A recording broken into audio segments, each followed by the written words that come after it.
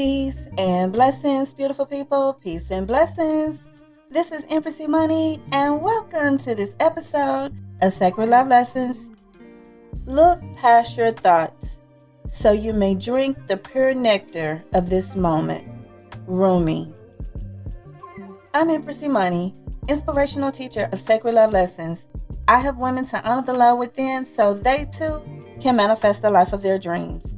We're in Season 5, Be Your Own Guru, 12 Secrets of the Sacred Saber. Sacred Love Lessons is brought to you by House of Sacred Love, where every day is Self-Love Day. Be inspired to honor yourself with clear intentions, release what no longer serves you, claim your freedom, and head in the right direction to manifest the life of your dreams.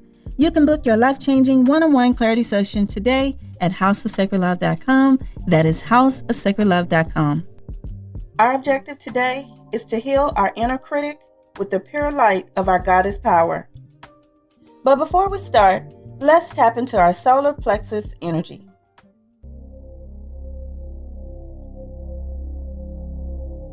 The solar plexus chakra is connected to our emotional astral body. It is located just above the navel and houses our willpower, self-esteem, self-worth, self-confidence, stamina, and vitality. It represents our autonomy and ability to take control of our lives, make decisions, and manifest our dreams. The solar plexus chakra is represented in the central nervous system, where all nerves merge in the gut to form what is referred to as the second brain. The second brain helps in communicating with our intuition, digestion, and other functions. The solar plexus chakra is where our personality is expressed through the form we know as ego. When our solar plexus chakra is balanced, we feel empowered, confident, and capable. When our solar plexus chakra is imbalanced, we may experience feelings of inadequacy, anger, fear, frustration, confusion, exhaustion, low self-esteem, lack of self-worth, and motivation. So how do we tap into the solar plexus frequency? The first thing we want to do is complete our shadow work. We'll come back to that in a moment. Number 2, engage in breath work. Number 3, visualize. Number 4, meditate. Next, speak affirmations. And then use crystal energy. Some crystals that I recommend include chrysocolla, citron, amber, tiger's eye, pyrite, and yellow jasper. Our shadow work for this chakra is to heal the wound of our inner critic or ego wound. The inner critic is a learned behavior. It usually stems from negative childhood experiences and reinforcement. Internalizing these negative messages have led to a critical inner voice. Many of us have experienced an inner critic, a voice that judges our thoughts, feelings, and actions. Depending on the circumstances, this inner critic may emerge from time to time or feel unrelenting and hostile, showing up every day. Some common effects of the inner critic include perfectionism, a constant need to be perfect and avoid mistakes, people-pleasing, a strong desire to please others at the expense of your own needs, fear of failure, a deep-seated belief that you are not capable of success, imposter syndrome, the feeling of being a fraud who doesn't deserve their achievements, controlling and overbearing, the need to control circumstances and desire to control others in order to feel safe.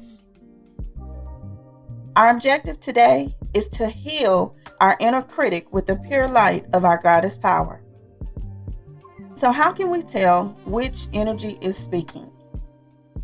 The critic is more of a projector, where the goddess is more of a manifester. And I'll give you some examples. The critic focuses mainly on herself, where the goddess focuses on herself and others. The critic makes decisions based on fear, lack, and scarcity, where the goddess makes decisions based on her heart and intuition from a place of abundance. The critic clings and has difficulty letting go. The goddess releases all that no longer serves her highest good. The critic looks outside of herself, where the goddess looks within herself. The critic is a victim, and she blames herself and others, where the goddess is a victor, and she holds herself accountable. The critic complains about everything, and the goddess is grateful for everything. So that's how you can distinguish between the voice of the critic and the goddess. We have the power to heal ourselves, and there are some ways that we can heal our inner critic wound. One way is to practice mindfulness and self-compassion. Pay attention to your thoughts without judgment. Notice when your inner critic starts to speak. Then cultivate self-compassion. Treat yourself with kindness and understanding, just as you would a friend. Then number 2, challenge negative thoughts. Identify negative thought patterns. Recognize recurring negative thoughts about yourself. Then question their validity. Ask yourself if these thoughts are based on fact or truth. A fact is a statement that can be verified, where a truth is something that goes far beyond a fact, and it also includes your beliefs and your knowings. For example, let's say we have a blue pencil. A true statement of fact is that the pencil is blue. We can all agree that the pencil is blue. However, the truth can vary based on our own perceptions. My truth about the blue pencil is that the blue pencil serves as an instrument of manifestation through scripting. Spellcasters may see the blue pencil as a magic wand. Test takers may see the blue pencil as nothing more than a tool to aid in their tests. The truth is subjective and may vary depending on the beliefs and knowing of the truth holder. This is why it is important to know who you are and what is true for you. So I have an exercise for you today. It's called Shine the Light. The next time your inner critic shows up, expose her. Our objective for this exercise is to shine our light through the energy of grace. Grace allows us room to have our human experiences and honor our inner goddess. So the first thing that you want to do in the Shine the Light exercise is to ask yourself, who am I? Who am I? If you've been following along this season, then you've already done this, but it doesn't hurt to do it again. If you haven't done it, then you may want to pause and ask yourself that question, who am I? And then sit with that energy for a while. Either your inner critic will speak up or your goddess will speak to you. Whoever speaks to you, write it down. Some examples that you could possibly hear from both your inner critic and your goddess. Keep in mind, the inner critic is usually the projector. My inner critic, when she speaks, she uses the term you. But when my goddess speaks, she speaks in the term I am. So here are some examples. You made a mistake. That's the inner critic. My goddess self says, I am learning lessons. So the next step in shining the light, after you have asked yourself, who am I? And you know who you are, then you examine your thought patterns. When the inner critic speaks, you offset what she says by something of a higher vibration, something loving, something compassionate, something that comes from your inner goddess. Example, you made a mistake. Goddess self, I am learning lessons. Inner critic, you're overweight, you're too skinny, you're too light, you're too dark, you're too short, you're too tall. Goddess self, I am a beautiful goddess. Inner critic, you are a failure. Goddess self, I am learning the best possible path for me. Inner critic, you should be, and you fill in the blank, because she always comes up with a lot of you shoulds. Goddess self, Everything is as it should be. I'm at the right place. I'm at the right time. Inner critic, you are missing out. Goddess self, what is meant for me does not pass me by. Inner critic, you have no choice. Goddess self, I always have the power to choose.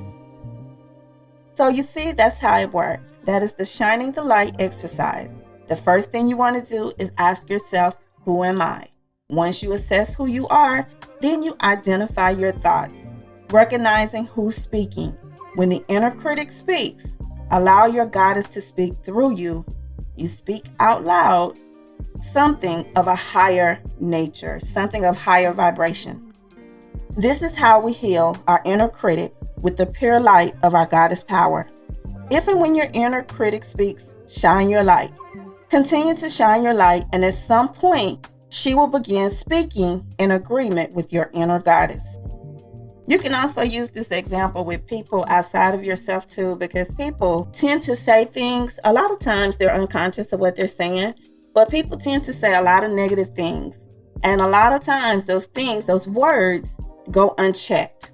If you can't find anything to say in that moment of a higher vibration, at a minimum, just say, I cancel that.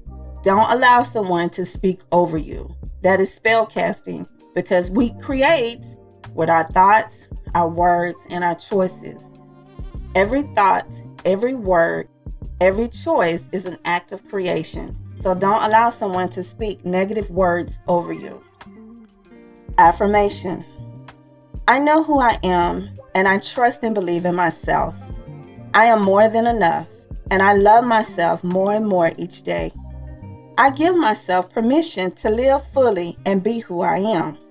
It is perfectly okay for me to have fun and enjoy my healthy desires. I am whole, complete, and healed from all past hurts. I am purposeful, proficient, and powerful. I have the power within me to create change. I can create my reality and manifest the life of my dreams. Ashe, and so it is. I'll leave you with this final thought. You have your own special light. That light represents your life force, your inner goddess, your goodness, love, compassion, joy, and courage. Whenever faced with darkness, you can shine your light, making your world and the world of those around you even brighter.